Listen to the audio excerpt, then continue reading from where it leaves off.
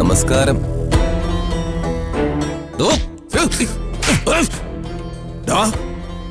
Police ക്ലബിൽ കയറി police അല്ലാത്ത ഒരാള് ഒരു പ്രതിയെ തല്ലിയാലുള്ള വകുപ്പ് എന്താണെന്ന് നിനക്കറിയാടാ? എല്ലാം അറിഞ്ഞുകൊണ്ട് തന്നെയാണ് പിള്ളേച്ച തന്നെ ഞാൻ തല്ലിയത്. അച്ഛനൊരു സമരനായകന്, ഒരു പോരാളി. ഒരു കാലത്തൊന്നും അല്ലാതിരുന്ന അച്ഛൻ ഇത്ര ദൂരം നടന്നെത്തിയതെങ്ങനെയാ? അത് മടികൊണ്ടാണോ? പോരാട്ടം കൊണ്ട് തന്നെയല്ലേ? അച്ഛൻ നേതാവായതോ MLA ആയതോ അധികാരം പിടിക്കാൻ മാത്രമല്ല, ജനങ്ങളുടെ പ്രശ്നങ്ങൾ പരിഹരിക്കാന്. അത് വിട്ടുമാറുന്നത് അച്ഛന്റെ വഴിയല്ല. അച്ഛൻ എന്തോന്നും മിണ്ടാത്തത്? നീ പറയല്ലേ? നീ പറയൂ, ഞാൻ കേൾക്കാം. ഇങ്ങനൊരവസരം ഇനി അച്ഛന്റെ ജീവിതത്തിൽ വരാനിടയില്ല. ഇതച്ഛൻ നഷ്ടപ്പെടുത്തിയ കാലം പോലും അച്ഛനോട് ക്ഷമിച്ചെന്ന് വരില്ല. വോട്ട് ചെയ്തവർക്ക് അച്ഛൻ പ്രതാപവർമ്മ എന്ന മനുഷ്യ മാത്രമല്ല, അവർക്ക് അച്ഛനൊരു ശുഭപ്രതീക്ഷയാ.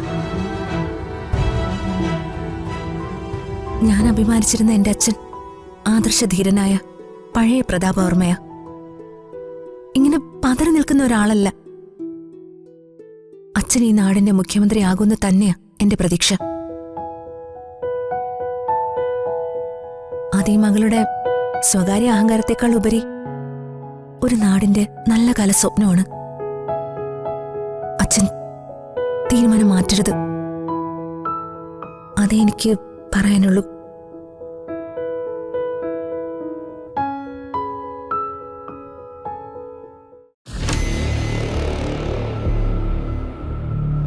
ആഹാ, അത് ശരി. ഒളിഞ്ഞു നോട്ടക്കാരി ഇവിടെ ഉണ്ടായിരുന്നല്ലേ? അതെ, ഞാൻ മനപ്പൂർവ്വം ഇവിടെ കാത്തു നിന്നതാടി. നിന്റെ പുതിയ ഗീതോപദേശം ഞാൻ കേട്ടു. ഗീതോപദേശം ഒന്നേയുള്ളൂ, അത് പഴയത് തന്നെയാ.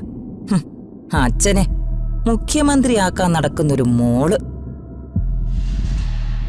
എടി, നീ പ്രതാപവർമ്മയുടെ മകളല്ലെന്ന് അവനെന്ന് നേരിട്ട് പറഞ്ഞതല്ലേ? ഞാൻ പ്രതാപവർമ്മയുടെ മകളാകരുതെന്നത് നിങ്ങളുടെ മാത്രം സ്വപ്നമല്ലേ? ഇതെല്ലാം സ്വന്തമാക്കാനുള്ള സ്വപ്നം. അതേടി, അതിനെന്താ ഇത്ര സംശയം? ഇതൊക്കെ ഞാൻ പറഞ്ഞു പരത്തുകയും വിശ്വസിപ്പിക്കേണ്ടവരെ വിശ്വസിപ്പിക്കുകയും ചെയ്ത കള്ളക്കഥകൾ തന്നെയാ.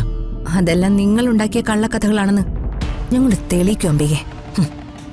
അത് തെളിയിക്കാനുള്ള ആയുധം ഇപ്പോ നിന്റെ കയ്യിലില്ല. പക്ഷേ ആ വജ്രായുധം അനന്തംപിള്ളയുടെ കയ്യിലുണ്ട്. ജഗന്നാഥൻ. അനന്തംപിള്ള ലോക്കപ്പിലല്ല, ഏത് പാതാളത്തിലായാലും അയാൾ ആ വജ്രായുധം എടുത്ത് പ്രയോഗിക്കും. കോമയിൽ കിടക്കുന്നവന്റെ തലച്ചോറിൽ പ്രോഗ്രാം ചെയ്തിട്ടാണെങ്കിലും ജഗന്നാഥനെ കൊണ്ട് അനന്തംപിള്ള നിനക്കെതിരെ പറയിപ്പിച്ചിരിക്കും. നീയേ പ്രതാപവർമ്മയുടെ മകളല്ല എന്ന്. നിക്ക്. ഈ ലോക സത്യമാണെങ്കിൽ, ഈ കാറ്റും വെളിച്ചവും മരങ്ങളും പ്രകൃതിയും ഒക്കെ സത്യമാണെങ്കിൽ, സത്യത്തിന് ഒരിക്കലും ഒരു മരണം ഉണ്ടാവില്ല. നിങ്ങളുണ്ടാക്കിയ അപവാദങ്ങളുടെ തീക്കാറ്റ് നിങ്ങൾക്കെതിരെ തന്നെ വീശും അമ്പയെ. നിങ്ങളതിൽ കത്തിച്ചാമ്പലാവും. You better get this straight. This is Ritika, daughter of Prathapavarma. Be careful.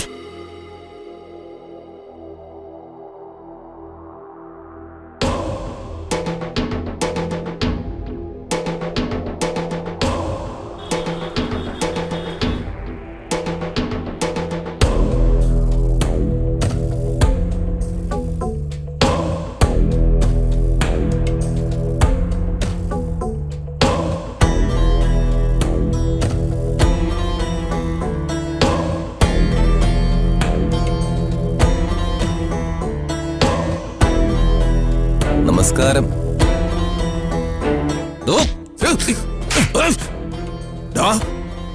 Police ക്ലബിൽ കയറി പോലീസ് അല്ലാത്ത ഒരാള് ഒരു പ്രതിയെ തല്ലിയാലുള്ള വകുപ്പ് എന്താണെന്ന് നിനക്കറിയാടാ? എല്ലാം അറിഞ്ഞുകൊണ്ട് തന്നെയാണ് പിള്ളേച്ച തന്നെ ഞാൻ തല്ലിയത്. ജഗനങ്ങൾ എവിടെ? ആര്? ജഗന്നാഥൻ. ഓ, ജഗന്നാഥൻ. എവിടെ അമ്മയുടെ കാമുകൻ? പറടോ. ഇല്ലടാ, ഞാൻ പറയില്ല. ഈ പോലീസിന്റെയും പട്ടാളത്തിന്റെയും മുന്നിൽ നെഞ്ച് വിരിച്ചു നിൽക്കുന്ന ഈ അനന്തപിള്ളയെ നീ തല്ലി തോപ്പിക്കാൻ നോക്കുന്നോടാ? ഇല്ല, ഈ അനന്തപിള്ള പറയില്ല. അകത്തായാലും പുറത്തായാലും ഈ അനന്തപിള്ളയ്ക്ക് ഒരേ ഒരു ലക്ഷ്യമേ ഉള്ളൂ: പ്രതാപവർമ്മയുടെ കുടുംബം കുളം തോണ്ടുക എന്നുള്ള ലക്ഷ്യം. വേണ്ട രാജു, വേണ്ട.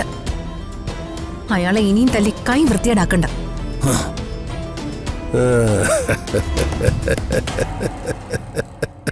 ജഗന്നാഥൻ എന്ന് പറയുന്ന ഒരുത്തനെ എന്റെ കയ്യിൽ ഉണ്ടായിരുന്നു. അവനെ ഞാൻ എൻ്റെ ഒരു ശിങ്കിടിയെ ഏൽപ്പിച്ചവൻ ഇപ്പോ അവനെ എന്ത് ചെയ്തെന്ന് എനിക്കറിയില്ല. ഏൽപ്പിച്ചവന്റെ പേര് പറ. ഓ, അത് പറയാം.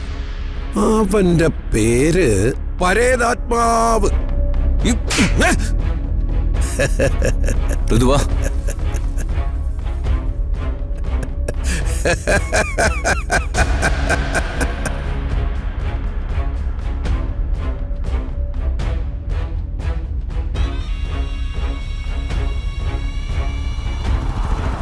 രാജു, എന്താ ആലോചിക്കുന്നത്? ആനന്ദന്റെ നാവിന്ന് ഒന്നും കിട്ടുമെന്ന് വിചാരിക്കണ്ട. അയാളെ കൊന്നാലും അയാള് സത്യമൊന്നും പറയില്ല. പിന്നെ നമ്മൾ എന്ത് ചെയ്യും രാജു? ആ, മറ്റൊരു വഴിയുണ്ട്. എന്ത് വഴി? അതായത് അനന്തം പിള്ളയ്ക്ക് 2 മനസാക്ഷി സൂക്ഷിപ്പുകാര് കൂട്ടിനുണ്ടായിരുന്നു. 2 ഗജ ഫ്രോഡുകളാ. ഒന്നെന്റെ അളിയൻ തന്നെയാ, ജയൻ. ജേട്ടൻ അത്രയും വലിയ ഫ്രോഡൊന്നുമല്ല. പക്ഷെ തരികിടയാ. അളിയനെ കൂടാതെ ഒരു പൊടിയാടി കൂടി ഉണ്ടായിരുന്നു. പക്ഷേ ആ പൊടിയാടി ഇപ്പൊ അകത്തായി പോയി. ഈ ജേട്ടന് ജഗനങ്ങളുടെ കാര്യമൊക്കെ അറിയാൻ പറ്റുമോ?